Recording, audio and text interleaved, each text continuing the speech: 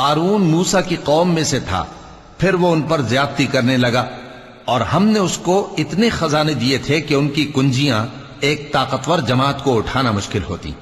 جب اس سے اس کی قوم نے کہا کہ اترائیے مت، کہ اللہ اترانے والوں کو پسند نہیں کرتا، اور جو مال تم کو اللہ نے عطا فرمایا ہے اس سے آخرت کی بھلائی طلب کیجئے اور دنیا سے اپنا حصہ نہ بھلائیے، اور جیسی اللہ نے تم سے بھلائی کی ہے ویسی تم بھی لوگوں سے بھلائی کرو، اور ملک میں طالب فساد نہ ہو، کیونکہ اللہ فساد کرنے والوں کو دوست نہیں رکھتا۔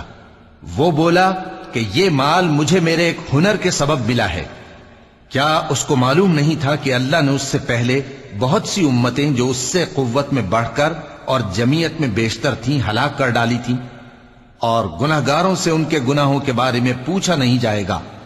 تو ایک روز قارون بڑی آرائش اور ٹھاٹھ سے اپنی قوم کے سامنے نکلا۔ جو لوگ دنیا کی زندگی کے طالب تھے کہنے لگے کہ جیسا مال و متاع قارون کو ملا ہے کاش ایسا ہی ہمیں بھی ملے، وہ تو بڑے نصیب والا ہے۔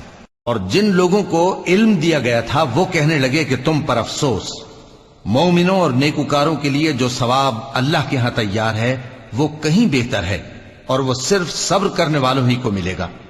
پس ہم نے قارون کو اور اس کی حویلی کو زمین میں دھسا دیا، تو اللہ کے سوا کوئی جماعت اس کی مددگار نہ ہو سکی اور نہ وہ بدلہ لے سکا۔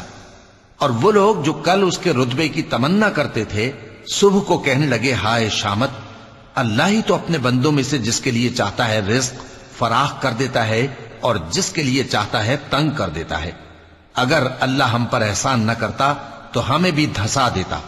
ہائے خرابی، کافر کامیاب نہیں ہوتے۔